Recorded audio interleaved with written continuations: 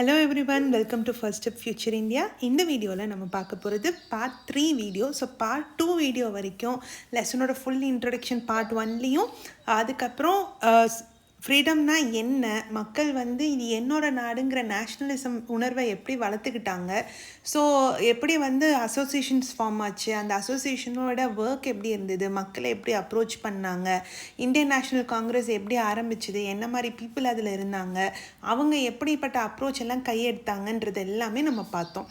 So இந்த வீடியோவில் நம்ம பார்ட்டிஷன் ஆஃப் பெங்கால் 1905லேருந்து என்ன நடந்ததுன்னு பார்க்கலாம். ஸோ எதுக்காக பார்ட்டிஷன் ஆஃப் பெங்கால் நடந்ததுன்றதை முதல்ல நம்ம தெரிஞ்சுக்கணும். ஸோ கிரேட் ரிவோல்ட் ஆஃப் 1857 பிரிட்டிஷ்க்கு எகெயின்ஸ்டாக இந்தியன்ஸ் வந்து நின்னப்போ பிரிட்டிஷ்க்கு 2 விஷயம் தெரிஞ்சுது. ஒன்று, பிரிட்டிஷ்க்கு யாரெல்லாம் ஹெல்ப்ஃபுல்லாக இருக்காங்க, பிரிட்டிஷ்க்கு ரொம்ப லாயலாக இருக்காங்கன்றது தெரிஞ்சுது. பிரிட்டிஷ்க்கு எகெயின்ஸ்டாக யார் என்னென்ன ஏரியா, லைக் என்னென்ன கண்ட்ரியில் என்ன பார்ட் ஆஃப் பீப்புள் வந்து எகெயின்ஸ்டாக இருக்காங்க, அவங்க எப்படிலாம் ஒர்க் பண்ணுறாங்கன்றதை அவங்க வந்து ஸ்டடி பண்ணி தெரிஞ்சுக்கிட்டாங்க. அப்போது அவங்க என்ன பண்ணுறாங்க, யாரெல்லாம் அவங்களுக்கு ஃபேவராக இருந்தாங்களோ, பிரிட்டிஷை ஃபேவர் பண்ணாங்களோ அவங்களுக்கு அதிகப்படியான சலுகைகள், ரேங்க்ஸு, அப்புறம் வந்து பவர்ஸு எல்லாமே கொடுக்குறாங்க. லைக் அவங்க லாயல்ட்டியாக இருந்ததுக்கு ஒரு பர்க் மாதிரி. இந்த பக்கம் யாரெல்லாம் அவங்களுக்கு எகெயின்ஸ்டாக நின்னாங்களோ, அவங்களுக்கு எகெயின்ஸ்டாக இந்த கிரேட் ரிவோல்ட் ஆஃப் 1857 கேதர் பண்ணாங்களோ அவங்களெல்லாம் பிரிக்கணும்னு முடிவு பண்ணாங்க. அப்படி பிரிக்கப்பட்டது தான் இந்த பார்ட்டிஷன் ஆஃப் பெங்கால். ஓகேவா? ஸோ பெங்காலில் முதல்ல வந்து பீகார், ஒரிசா எல்லாமே இருந்தது. அதுக்கப்புறமா இவங்க அதை பிரிக்கிறாங்க. என்ன பர்பஸ்க்காக பிரிக்கிறாங்க? இவங்களோட அட்மினிஸ்ட்ரேட்டிவ் பர்பஸ்க்காக பிரிக்கிறாங்க. எவ்வளோக்கு எவ்வளோ பிரித்து அவங்க கண்ட்ரோல் அங்கே ஹெவியாக கொண்டு வராங்களோ அவ்வளோக்கு அவ்வளோ மக்கள் வந்து கண்ட்ரோல்டாக இருப்பாங்க அப்படிங்கிறது தான் இதுக்கு பின்னாடி இருக்கக்கூடிய ஐடியா. ஓகேங்களா? இந்த பெர்ஸ்பெக்டிவை நீங்கள் ஞாபகம் வச்சுக்கணும். இந்த கிரேட் ரிவோல்ட் ஆஃப் 1857 அவங்க இன்னொன்று புரிஞ்சுக்கிட்டதும் என்னென்னா, ஹிந்துஸும் முஸ்லீம்ஸும் ரொம்ப ஒத்துமையாக இருக்காங்க, சேர்ந்து எல்லாமே வந்து பண்ணுறாங்க, அப்போ அவங்க பிரிக்கணும் அப்படிங்கிறதும் அவங்க ரொம்பவே தெளிவாயிட்டாங்க. நீங்கள் நல்லா யோசிச்சு பார்த்தீங்கன்னா, அந்த டைமில் பிரிட்டிஷ் வந்து இந்தியன்ஸோட எல்லா ஃபேக்ட்ரி, இண்டஸ்ட்ரியலைசேஷன், இந்தியன்ஸோட ப்ராடக்ட் எல்லாத்தையுமே அழிக்கணும், எல்லா இடத்துலையும் பிரிட்டிஷோட ப்ராடக்ட்ஸ் தான் யூஸ் பண்ணணும் அப்படிங்கிறதுல அவங்க ரொம்ப முனைப்பாக இருந்தாங்க. அப்போ அதை முறியடிக்கிறதுக்காக நம்ம இந்தியன்ஸ் என்ன பண்ணாங்கன்னா, நிறைய செலிப்ரேஷன்ஸை உள்ளே கொண்டு வந்தாங்க. அந்த செலிப்ரேஷன்ஸ் எல்லாமே வந்து பார்த்திங்கன்னா லோக்கல் மேடை வச்சு மட்டும்தான் கும்பிட முடியும், செலிப்ரேட் பண்ண முடியுன்ற மாதிரி கொண்டு வந்தாங்க. அதுலேயும் நீங்கள் நல்லா கவனிச்சிங்கன்னா, ஃபஸ்ட்டு ஒரு ஹிந்துவோட ஒரு செலிப்ரேஷன் வருதுன்னா அது பின்னாடியே ஒரு முஸ்லீமோட ஃபெஸ்டிவல் வரும். முஸ்லீம் ஃபெஸ்டிவல் முடிஞ்சோடனே திரும்ப ஹிந்துஸோட ஃபெஸ்டிவல் வரும். அதில் எல்லாமே ஃபுட்டையோ இல்லை வேறு ஏதாவது ஒரு பொருளையோ ஷேரிங் பண்ணுற மாதிரி தான் நம்ம வந்து கொண்டாடிட்டு இருப்போம். இப்போ ஒரு எக்ஸாம்பிளுக்கு வந்து பொங்கல் அப்படின்னு எடுத்துக்கோங்களேன். பொங்கல் செஞ்சு நம்ம சுற்றி இருக்கிற எல்லாருக்குமே அதில் கொடுப்போம். காணும் பொங்கல், மாட்டு பொங்கல், அந்த மாதிரி நிறைய டைப் ஆஃப் பொங்கலில் வந்து நம்ம செஞ்சு ஊரில் இருக்கிற எல்லாத்தையுமே கூப்பிட்டு நம்ம சாப்பாடு போடுவோம். லைக் ஷேர் பண்ணுறோம், நம்மக்கிட்ட இருக்கிற எல்லாத்தையுமே ஷேர் பண்ணுற மாதிரி நம்ம கொண்டு வருவோம். அதே சமயம் முஸ்லீம்ஸில் பார்த்திங்கன்னா அவங்க குர்பானி கொடுப்பாங்க, ஃப்ரீயாக மீட் கொடுப்பாங்க. ஸோ அதுவுமே இட்ஸ் அ ஷேரிங். ஸோ நம்ம எல்லாருமே நம்மளோட கம்யூனிட்டிக்குள்ளே ஒருத்தர் ஹெல்ப் பண்ணிக்கிறதுக்காக இருக்கிற ரிசோர்ஸஸை ஷேர் பண்ணிக்கிற மாதிரி தான் நம்ம ஃபெஸ்டிவல்ஸு, செலிப்ரேஷன்ஸு எல்லாமே அந்த இடத்துல கொண்டு வந்திருப்போம். ஸோ பிரிட்டிஷோட பொருட்கள் அதில் யூஸ் பண்ணாமல் எப்படி நம்ம இந்தியன் சேர்ந்து இருக்கிறதுன்னு ட்ரை பண்ணியிருப்போம். ஓகேங்களா? இது எல்லாமே பிரிட்டிஷ் அப்சர்வ் பண்ணி பிரிக்கணுங்கிறதுல வந்து ரொம்பவே தெளிவாக இருக்காங்க. பிரிட்டிஷோட மெஜாரிட்டி ஆஃப் கன்குவரிங் ஸ்ட்ராட்டஜியை டிவைட் அண்ட் கான்குவர் தான், அதுவும் உங்களுக்கு தெரியும். அப்போ பெங்காலை பிரிக்கிறாங்க 1905. யார் பிரிக்கிறாங்கன்னு பார்த்தீங்கன்னா வைஸ்ராய் கர்சன் பிரிக்கிறாங்க. முதல்ல பீகார், ஒரிசா எல்லாமே பெங்காலோட தான் இருந்தது. இப்போ பிரிச்சுட்டாங்க. இப்போ பிரிக்கும்போது மக்களால் அது ஏற்றுக்க முடியல. அப்போ மக்கள் வந்து அஜிடேட்டட் ஆகி நிறைய ரெவல்யூஷனரி சண்டை போடுறாங்க. அப்போது லார்ஜ் பப்ளிக் மீட்டிங் நடக்குது, டெமான்ஸ்ட்ரேஷன்ஸ் எல்லாமே வந்து ஆர்கனைஸ் பண்ணுறாங்க. டெமான்ஸ்ட்ரேஷன்னா என்ன, பிரிட்டிஷ் எப்படியெல்லாம் நம்மளை என்ன சொல்கிறது ஹேண்டில் பண்ணுறாங்க, எப்படியெல்லாம் நம்மளை ஏமாத்துறாங்கன்னு சொல்லிட்டு சின்ன சின்ன ஸ்கிட் மாதிரியெல்லாம் வச்சு நாடகம்லாம் நடத்தி மக்களுக்கு வந்து அவேர்னஸ் கொடுக்குறாங்க. இன்னொன்று நீங்கள் நல்லா புரிஞ்சுக்கணும், அப்போ இருக்கிறதுல வந்து இலிட்ரேட் பீப்புள், படிக்காதவங்க தான் ரொம்ப அதிகம். அவங்கக்கிட்ட போய் நம்ம வந்து டெக்னிக்கல் டேர்ம்ஸ்லாம் யூஸ் பண்ணி பேசணுன்னா அவங்களுக்கு புரியாது. அப்போ இந்த மாதிரி சிம்பிளான விஷயங்களை வச்சு தான் மக்களோட அவேர்னஸை வந்து அவங்க க்ரியேட் பண்ணுறாங்க. ஓகேங்களா? அதே மாதிரி நிறைய குரூப்ஸை உருவாக்கி அந்த போராட்டம்லாம் நடத்தி அதில் ஸ்லோகன்ஸ் எல்லாம் சொல்லி மக்களோட மனசில் வந்து பிரிட்டிஷ்க்கு எகெயின்ஸ்டான விஷயங்களை எல்லாம் நம்ம வந்து விதைக்க ஆரம்பிக்கிறாங்க. அப்போது அதில் மெயினான விஷயம் Swadeshi movement and Vande Mataram movement. Swadeshi movement அப்படிங்கிறது என்னென்னா, இது பெங்காலில் நடக்குது. நம்ம இந்தியன் ஐட்டம்ஸ் மட்டும்தான் நம்ம யூஸ் பண்ணணும், நம்ம நாட்டில் இண்டிஜினஸாக நம்ம ப்ரொடியூஸ் பண்ணது தான் யூஸ் பண்ணணும், பிரிட்டிஷோட ஐட்டம்ஸ் எல்லாம் பாய்காட் பண்ணுங்கள், யூஸ் பண்ணாதீங்க, அவங்களுக்கு கீழே வேலை செய்யாதீங்க, அவங்க கொடுக்குற எதையுமே யூஸ் பண்ணாதீங்க, அப்படிலாம் நம்ம இருந்தால் தான் நம்மளை கவர்ன் பண்ண முடியாமல் அவங்க வெளில போவாங்கன்றத ஃபஸ்ட்டு மனசில் பதிக்கிறாங்க. அதே மாதிரி வந்தே மாதரம் மூமெண்ட்டில் நம்ம எல்லோரும் ஒன்றா இருக்கணும், நம்ம ப்ராடக்ட்ஸை நம்ம யூஸ் பண்ணணும், நம்மளை வந்து சப்போர்ட் பண்ணணும், அவங்களுக்கு எகெயின்ஸ்டாக நம்ம ஸ்ட்ராங்காக நிற்கணுங்கிறத ஆந்திராவில் வந்து அவங்க ப்ரொட்டஸ்ட் மூலமாக கொண்டு வராங்க. அப்புறம் கேசரி அப்படிங்கிறது ஒரு மராத்தி நியூஸ் பேப்பர் பாலகங்காதர் திலக் வந்து கொண்டு வந்தது. இது பிரிட்டிஷ் ரூலில் என்னென்ன ப்ராப்ளம்ஸ் எல்லாம் இருக்கோ அதை வந்து ஸ்ட்ராங்காக வந்து மக்களுக்கு கொண்டு போகிறாங்க. ஸோ பிரிட்டிஷோட ரூலை எப்படி வந்து அப்போஸ் பண்ணுறது, நம்மளை எப்படி ஹெல்ப் பண்ணி ஒருத்தர் சப்போர்ட் பண்ணி ஒன்றா எந்திரிச்சு நிற்கிறதுன்னு சொல்கிறது, ஸ்வதேஷி என்டர்பிரைஸ் அதாவது நம்ம ஊரில் உருவாக்கக்கூடிய எல்லாத்தையுமே மட்டும் எப்படி யூஸ் பண்ணுறது, நேஷ்னல் எஜுகேஷன் எப்படி வந்து இம்ப்ரூவ் பண்ணுறது, அதே மாதிரி இந்தியன் லாங்குவேஜஸை வந்து நம்ம அதிகமாக யூஸ் பண்ணணும், இங்கிலீஷ் பின்னாடி போகக்கூடாது, இந்த மாதிரியான ஐடியாலஜிஸ் எல்லாத்தையுமே அவங்க ஃபாலோ பண்ண சொல்லி வற்புறுத்துறாங்க. இது எல்லாமே ரொம்ப வீரியமாக எப்போ நடக்குதுன்னா பார்ட்டிஷன் ஆஃப் பெங்காலுக்கு அப்புறம் தான். ஓகேங்களா? ஸோ இதில் ரேடிக்கல்ஸோட அப்ரோச் வந்து இப்போ தலை தூக்குது. ஏன்னா முன்னாடி மாட்ரேட்ஸ் வந்து நம்ம ப்ராப்பரான ஒரு சேனலில் பொறுமையாக வந்து பிரிட்டிஷ் கிட்ட போனோம்னா கிடைக்கும்னு சொன்னாங்க. எவ்வளோ டைம் எடுத்து அவங்க எவ்வளோ ட்ரை பண்ணாலும் அதனால எந்த ரிசல்ட்டும் இல்லை. இப்போ இந்த அப்ரைசிங்க்கு அப்புறமா ரேடிக்கல்ஸோட இதுதான் அப்ரோச் தான் கரெக்டு அப்படின்னு சொல்லிட்டு மக்கள் எல்லாருமே அந்த அப்ரோச்சில் அதிகமாக கான்சென்ட்ரேட் பண்ணுறாங்க. எப்படி mass mobilisation, boycott of British institution and the goods, அதாவது பாய்காட்னா வேண்டாம், நீங்கள் இனிமேல் இதை யூஸ் பண்ண மாட்டேன், பிரிட்டிஷோட பொருளை நான் வாங்க மாட்டேன் அப்படிங்கிறது தான் பாய்காட். அதே மாதிரி கூட்டமாக சேர்ந்து போராட்டம் பண்ணுறது, அதே மாதிரி ரெவல்யூஷனரி வைலன்ஸ், அதாவது தேவைப்படுற இடத்துல வைலன்ஸை யூஸ் பண்ணியாவது தனக்கு வேணுங்கிறத அடையிறது, இந்த மாதிரி ரேடிக்கல் அப்ரோச் எல்லாமே அதிகமாகிக்கிட்டே வருது. இப்போ தான் ஆல் இண்டியா முஸ்லீம் லீக் வருது. நல்லா பார்த்தீங்கன்னா 1905 பார்ட்டிஷன் ஆஃப் பெங்கால் நடக்குது. 1906 வந்து முஸ்லீம் லீக்னு தனியாக ஒரு குரூப் வருது. ஸோ முஸ்லீம்ஸ் எல்லாமே நாங்கள் வந்து மெஜாரிட்டி ஆஃப் பீப்புள் வந்து ஹிந்துஸாக இருக்காங்க, ஸோ எங்களோட இது அடிபட்டு போகக்கூடாது, அப்போ எங்களுக்குன்னு தனியாக ஒரு ஆர்கனைசேஷன் வேணும் அப்படின்னு சொல்லி அவங்க இதை லான்ச் பண்ணுறாங்க. இது டக்காவில் வந்து லான்ச் பண்ணுறாங்க. ஓகேங்களா? ஸோ இவங்க வந்து பார்த்திங்கன்னா பெங்கால் பார்ட்டிஷனை வந்து அவங்க சப்போர்ட் பண்ணுறாங்க. ஏன் அப்படின்னு பார்த்திங்கன்னா முஸ்லீம்ஸ்க்குன்னு தனியான ரெக்கக்னேஷன் கிடைக்கும். ஹிந்துஸும் முஸ்லீம்ஸும் சேர்ந்து இருக்கும்போது முஸ்லீம்ஸ்க்குன்னு தனியாக எந்த ஒரு ரெக்கக்னேஷனும் கிடைக்காது. அப்போது நீங்கள் என்ன முடிவு பண்ணுறீங்களோ ஹிந்துஸ் முடிவு பண்ணுறது தான் முஸ்லீம்ஸ் கேட்குற மாதிரி ஆயிரும். அப்போ எங்களுக்குன்னு தனியாக ஒரு ரெப்ரசன்டேஷன் இருந்தால் எங்களோட விஷயங்களை அப்படியே மெயின்டைன் பண்ண முடியும் அப்படின்னு அவங்க இதில் வராங்க. இவங்க இந்த மாதிரி வர்றது பிரிட்டிஷ்க்கு ஆக்சுவலி ரொம்பவே நல்லதாக போச்சு. ஏன்னா நான் ஆல்ரெடி சொன்ன மாதிரி அவங்களோட ஸ்ட்ராட்டஜியே வந்து டிவைட் அண்ட் கன்குவர் தான். அப்போ இவங்க தனியாக கேட்கும்போது ஆட்டோமேட்டிக்காக அவங்களுக்கு வந்து டிவைட் பண்ணுறதையும் அவங்க எல்லாத்தையும் பிரித்து வச்சு கண்ட்ரோல் பண்ணுறது அவங்களுக்கு ரொம்ப ஈஸியாக இருக்குது. ஸோ இந்த மாதிரி கொஞ்சம் கொஞ்சமாக எல்லாரும் எனக்கும்னு சொல்லிட்டு தனித்தனியாக குரூப்பாக பிரிய ஆரம்பிக்கிறாங்க. இது வந்து 1909 வரைக்கும் நடந்த கதை இது. ஓகேங்களா? இப்போ 1907 என்ன நடக்குது அப்படின்னு பார்த்தீங்கன்னா காங்கிரஸ் அப்படியே ரெண்டாக ஸ்ப்ளிட் ஆகுது. எப்படி மாட்ரேட்ஸ் அண்ட் ரேடிக்கல்ஸ். ஸோ ரேடிக்கல்ஸோட அப்ரோச் எப்படி இருக்குது, ரொம்ப வைலண்ட்டாக இருக்குது. மாட்ரேட்ஸோட அப்ரோச் எப்படி இருக்குது, ஸ்லோ அண்ட் ஸ்டெடியாக இருக்குது. அப்போ அவங்க ரெண்டு பேத்துக்குள்ளே செட் ஆகலை. ஸோ அவங்க வந்து பிரிகிறாங்க. ஸோ காங்கிரஸ் வந்து பார்த்திங்கன்னா அதிகப்படியாக மாட்ரேட்ஸ் வந்து அதிகமாக இருக்கக்கூடிய குரூப்.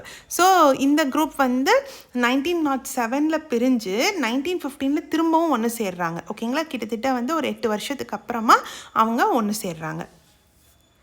அப்போ 1916 என்ன நடக்குது, லக்னோ பேக்ட் நடக்குது. இந்த லக்னோ பேக்டில் இந்த முஸ்லீம் லீகும் காங்கிரஸும் சேர்ந்து ஒரு ரெப்ரசன்டேட்டிவான கவர்மெண்ட்டை வந்து இந்தியாவுக்கு கொண்டு வரலாம், நம்ம எல்லோரும் சேர்ந்து போராடலாம். தனித்தனியாக போராடுறதுனால எந்த ரிசல்ட்டும் நம்மளுக்கு கிடைக்கல, பிரிட்டிஷ் வந்து நம்மளை பிரித்து வச்சுட்டு எந்த ரிசல்ட்டும் நம்மளுக்கு கொடுக்க மாட்டேங்கிறாங்க, அதுக்கு பெட்டர் நம்ம எல்லோரும் ஒன்று சேரலாம் அப்படின்னு சொல்லிட்டு 1916 லக்னோ பேக்டில் எல்லாருமே ஒன்று சேர்றாங்க. ஓகேங்களா?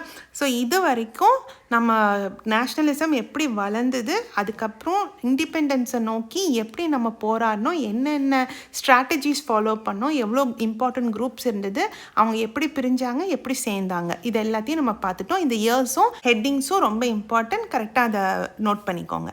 இப்போ ஃபஸ்ட்டு வேர்ல்டு வார் நடக்குது. ஃபஸ்ட்டு வேர்ல்டு வார் வந்த உடனே என்ன ஆயிடுச்சுன்னா, அப்படியே எக்கானமியே அப்படியே மாறி போயிடுச்சு. வார் வந்து பெரிய அளவில் இருந்ததுனால வாருக்கான எக்ஸ்பென்சஸ் ரொம்பவே ஜாஸ்தியாச்சு. இதனால் காமனான மக்கள் வந்து ரொம்ப கஷ்டத்துக்கு உள்ளானாங்க. ஏன்னா ஆல்ரெடி பிரிட்டிஷ் வந்து நிறைய பிளண்டர் பண்ணுறாங்க. அவங்களுக்கு தேவையான அளவுக்கே அவங்கக்கிட்ட கிராப்ஸோ இல்லை தேவையான ஐட்டம்ஸோ எதுவுமே இல்லை. இப்போ வார் வந்தோடனே இன்னுமே வந்து விலைவாசி எல்லாமே ஜாஸ்தியாகுமோ, சராசரி மக்கள் வந்து ரொம்பவே கஷ்டத்துக்கு போயிட்டாங்க. ஆனால் ஒரு சில பேர் வந்து ரொம்ப ரொம்ப ஹாப்பியாக இருந்தாங்க. யார் அப்படின்னு பார்த்தீங்கன்னா, இண்டிவிஜுவல் இன்கம் வச்சுருக்கிறவங்களும் பிஸ்னஸ் நடத்துகிறவங்களுக்கும் அதிக ப்ராஃபிட் வந்து அவங்களுக்கு கிடைச்சிது. ஸோ அவங்க இந்த வார் மூலமாக அவங்களோட விலைவாசி எல்லாமே ரொம்ப அதிகமாக ஆச்சு. இதை வந்து சரி கட்டுறதுக்கு டாக்ஸஸை இன்னுமே இன்க்ரீஸ் பண்ணாங்க. அப்போ யார் டேக்ஸ் கட்டுவா? அதிகப்படியாக சராசரி மக்கள் தான் டேக்ஸ் கட்டுவாங்க. அவங்க ஆல்ரெடி புவராக இருக்காங்க, பாவர்ட்டியில் இருக்காங்கன்னும் போது அவங்களோட லைஃப் வந்து ரொம்பவே கஷ்டமாயிடுச்சு. இதுக்கு போக இந்த வாரில் பார்ட்டிசிபேட் பண்ணுறதுக்காக அவங்க என்ன பண்ணாங்க, கண்டிப்பாக பீப்புள் வந்தே ஆகணும் அப்படின்னு சொல்லிட்டு வில்லேஜஸ் எல்லாத்தையுமே ப்ரெஷர் பண்ணுறாங்க. சோல்ஜர்ஸாக வந்து நீங்கள் வந்து சேர்ந்து தான் ஆகணும் அப்படின்னு சொல்லிட்டு ப்ரெஷர் பண்ணி அவங்களெல்லாம் கூட்டிகிட்டு போகிறாங்க. ஓகேங்களா? ஸோ வாருக்கு இந்தியன்ஸை வந்து கூட்டிகிட்டு போகிறாங்க. இதில் அவங்களுக்கு வந்து வாரில் அதிகமாக கான்சென்ட்ரேட் பண்ணுறதுனால கூட்ஸ் தேவைப்படுது இல்லையா? அதனால் இந்த டைமில் இந்தியன் கூட்ஸ் எல்லாமே நல்லாவே இம்ப்ரூவ் ஆகுது. ஓகேங்களா? அதோட டிமாண்டும் அதோட ப்ரொடக்ஷனும் இன்க்ரீஸ் ஆகுது. எக்ஸாம்பிள் ஜூட் பேக்ஸு, கிளாத்ஸு, ரெயில்ஸு, இது எல்லாமே இம்ப்ரூவ் ஆகுது. ஆனால் இம்போர்ட்ஸ் வந்து கொஞ்சம் கொஞ்சமாக கம்மியாகுது. இந்த வார்னால் இதெல்லாம் நடக்குது. ஓகேங்களா? ஸோ இப்போ வந்து வாருக்காக, ஃபஸ்ட்டு வேர்ல்டு வாருக்காக இந்தியன்ஸ் எல்லாருமே வெளியூருக்கு போகிறாங்க. அந்த வெளியூருக்கு போகும்போது அவங்க வெளி உலகத்தோட அந்த கனெக்ஷன் கிடைக்குது, அதாவது குளோபலைசேஷன் கனெக்ஷன் கிடைக்குது. அப்போ இந்தியா பிரிட்டிஷ் அப்படின்னு லோக்கல் இஷ்யூ மட்டும் இல்லாமல் வெளியில் என்னென்ன நாடுகள் இருக்குது, அங்கே என்னென்ன மாதிரி பிரச்சனை நடக்குது, நேஷ்னலிசம்னா என்ன, சோஷியலிசம்னா என்ன, நிறைய ஐடியாஸை அவங்க வளர்த்துக்கிறாங்க.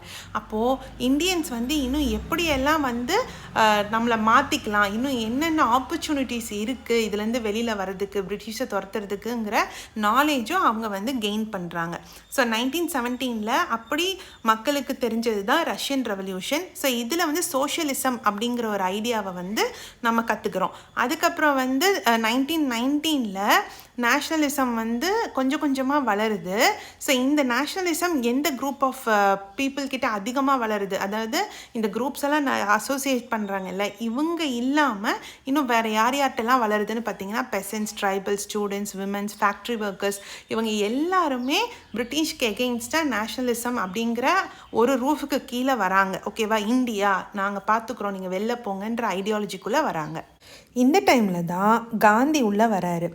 காந்தி வந்து நம்ம இது வரைக்கும் பார்த்தோம் இல்லையா, 1917 வரைக்கும் எல்லோரும் தனித்தனியாக ஒரு அசோசியேஷன்ஸ் வந்து அவங்கவுங்க கஷ்டத்துக்கு ஏற்ற மாதிரி, அவங்கவுங்க பிரச்சனைக்கு ஏற்ற மாதிரி ஃபார்ம் பண்ணி அங்கங்கே எல்லாருமே சண்டை போட்டுட்டு இருந்தாங்க. எல்லோரும் ஒன்று சேரவே இல்லை. அவங்கவுங்க ஏரியாவில் அவங்கவுங்க இஷ்யூக்காக சண்டை போட்டுட்டு இருந்தாங்க. இந்தியன் நேஷனல் காங்கிரஸ்குள்ளேயே ஒரு ப்ராப்ளம் இருந்ததுனால அவங்களால நாடு முழுவதையும் ஒரே சீரணிப்பாக கொண்டு போக முடியலை. இப்போ தான் மகாத்மா காந்தி உள்ளே வராரு. எப்போது? 1915 வராரு. இதில் என்னோட பர்சனலாக நான் அப்சர்வ் பண்ணது என்னென்னா, மகாத்மா காந்தியோட ஸ்ட்ராட்டஜி ரொம்ப இன்ட்ரெஸ்டிங்கான ஸ்ட்ராட்டஜி. நான் வயலன்ஸ் மூலமாக ஒரு இடத்துல வந்து நீங்கள் ஜஸ்டிஸ் வாங்கணும், உங்களுக்கு தேவையான விஷயங்களை அடையணும் அப்படின்னா இட் டேக்ஸ் டைம், நிறையவே டைம் எடுக்கும் இல்லைங்களா? அந்த டைமுக்குள்ளே காந்திஜி என்ன பண்ணுறாரு, முன்னாடி நான் வயலன்ஸை வச்சு சண்டை போட்டாலும் பின்னாடி ஒரு பிரச்சனை இருக்குன்னா அந்த பிரச்சனைக்கான காரணம் என்ன, அந்த பிரச்சனையோட ஸ்டார்டிங் பாயிண்ட் என்னங்கிறது தெரிஞ்சுக்கிட்டு அதை எப்படி மேம்படுத்தினா அந்த பிரச்சனையவே இல்லாமல் பண்ணலாம் அப்படிங்கிறது தான் அவரோட ஸ்ட்ராட்டஜி.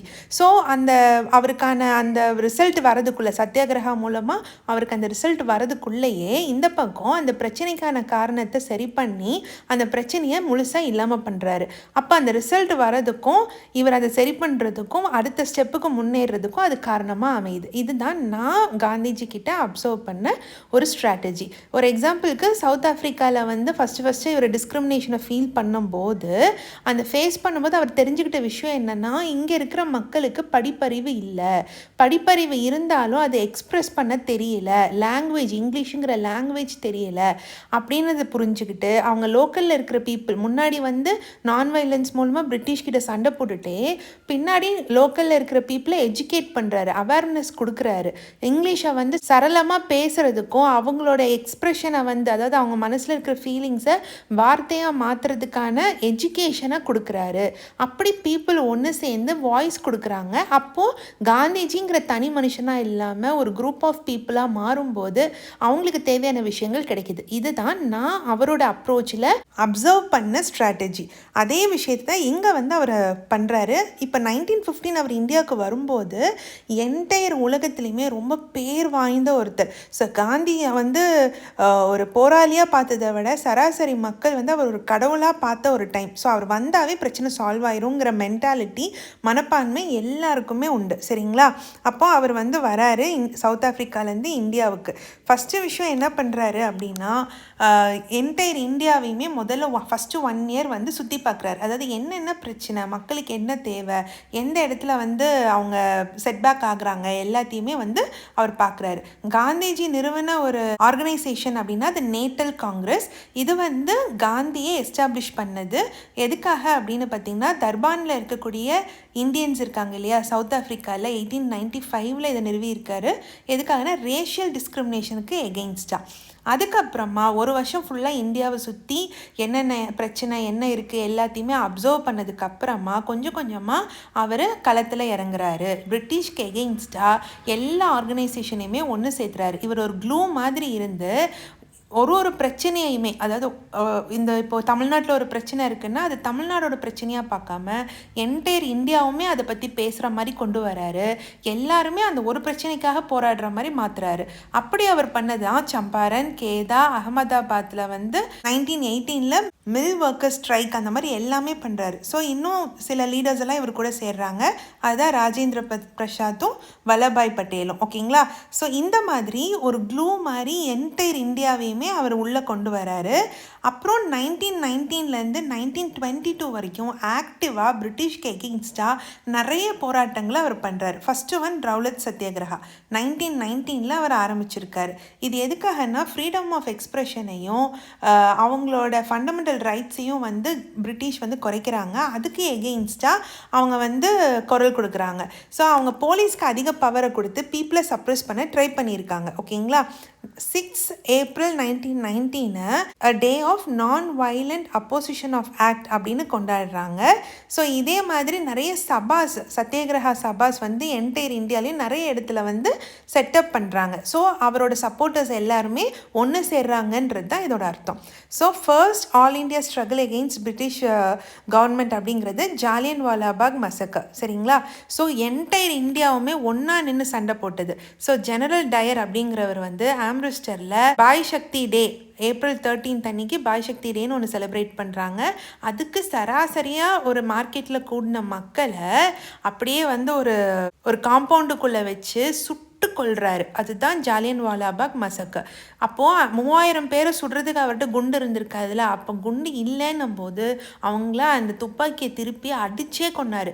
குழந்தைங்க, லேடிஸு, ஜென்ஸு அந்த மாதிரி எந்த ஒரு பாராபட்சமும் பார்க்கல. ரொம்ப அநியாயமாக எந்த காரணமும் இல்லாமல் அடித்து கொண்டாரு. அப்போது ஒரு இன்டர்வியூவில் கூட கேட்டிருப்பாங்க, நீங்கள் இதை நினச்சி என்னைக்காவது கில்ட்டாக ஃபீல் பண்ணியிருக்கீங்களான்னு. எதுக்கு நான் கில்ட்டாக ஃபீல் பண்ணேன், எதுக்குன்னா என்னால் இன்னும் நிறைய பேரை கொல்ல முடியல, அவ்வளோ குண்டு என்கிட்ட இல்லைன்னு நான் ஃபீல் பண்ணேன்னு தான் சொன்னார். அவ்வளோ ஒரு அரக்கத்தனமான ஒரு ஆள். அவருக்கு எகெயின்ஸ்டாக என்டையர் இந்தியாவுமே ஒன்று சேர்ந்தாங்க. இப்போ இந்த இன்சிடெண்ட்டுக்கு எகெயின்ஸ்டாக ரவீந்திரநாத் தாகூர் என்ன பண்ணாங்கன்னா பிரிட்டிஷ் அவருக்கு வந்து ஹானர் கொடுத்துருந்தாங்க. அதாவது அவருக்காக ஒரு அவார்ட் மாதிரி கொடுத்துருந்தாங்க, நைட்ஹுட் அப்படின்னு சொல்லிட்டு. அந்த அவார்டே எனக்கு வேண்டாம், இனிமேல் உங்கள் பிரிட்டிஷ்கிட்டேருந்து வர எந்த மரியாதையும் எனக்கு வேண்டான்னு சொல்லி அவர் துறந்தார். சரிங்களா? ஸோ இந்த மாதிரி என்டையர் இந்தியாவுமே அந்த ஜாலியன் வாலாபாக் மசக்கர் அதுவும் ப்ளஸ் வந்து காந்திஜியோட ஆக்ஷன்ஸ் நான் வயலன்ஸ் மூலமாக ஒன்று சேர்ந்து பிரிட்டிஷ்க்கு எகெயின்ஸ்டாக நின்னாங்க. இதில் மகாத்மா காந்தி ரொம்ப ஸ்ட்ராங்காக புரிஞ்சுக்கிட்டது என்னென்னா ஹிந்து முஸ்லீம்ஸ் பிரியக்கூடாது, சேர்ந்து இருந்தால் மட்டும்தான் இந்த இண்டிபெண்டன்ஸ் அப்படிங்கிறது சாத்தியம்ங்கிறது அவர் புரிஞ்சுக்கிட்டாரு. அப்போ என்ன செய்கிறாரு, எப்போவுமே ஹிந்து முஸ்லீம் வந்து சேர்ந்து தான் எல்லாத்துலேயும் போராடணுங்கிறத அடுத்து உள்ளே கொண்டு வராரு. இப்போ தான் கிலாஃபத் அஜிடேஷன் ஆரம்பிக்குது. அதாவது 1920 பிரிட்டிஷ் வந்து டர்க்கிஷ் சுல்தான் இருக்கார் இல்லையா, அல்லது காலிஃபா அப்படின்னு சொல்லுவாங்க, அதாவது ஓட்டோமான் எம்பையர். ஸோ அவங்கள வந்து பிரிட்டிஷ் வந்து ரொம்ப ஆக்கிரமித்து ரொம்ப ஹார்ஷான ட்ரீட்டிலாம் அவங்க மேலே போடுறாங்க. ஓகேங்களா, அப்போது முஸ்லீம்ஸ் வந்து அதனால ரொம்பவே கொந்தளிச்சு இருந்தாங்க. அப்போ இந்த பிரிட்டிஷோட ஆக்ஷனுக்கு எகெயின்ஸ்டாக காந்திஜி வந்து சப்போர்ட் பண்ணுறாரு, போராடுறாரு. யாரு கூட போராடுறாரு, முகமது அலி கூடயும் ஷவுகத் அலி கூடயும் போராடுறாரு. இந்த ஒரு போராட்டத்தோட மற்ற எல்லா போராட்டத்தையுமே சேர்த்துறாரு, மக்களை ஒன்று சேர்த்துறாரு. அதாவது ஜாலியன்வாலாபாக் மசக்கர், அதாவது பஞ்சாபில் நீங்கள் பண்ணது தப்பு, கிலாஃபத்துக்கு நீங்கள் பண்ணது தப்பு அப்படின்னு சொல்லிட்டு எல்லா மக்கள் யாரெல்லாம் பாதிக்கப்பட்டாங்களோ அவங்க எல்லாரையும் ஒன்று சேர்ந்து நான் கோஆப்ரேஷன் மூமெண்ட்டை கொண்டு வராரு. ஸோ 1921 22 வரை அவர் கண்டினியூஸாக போராடிட்டே இருக்காங்க.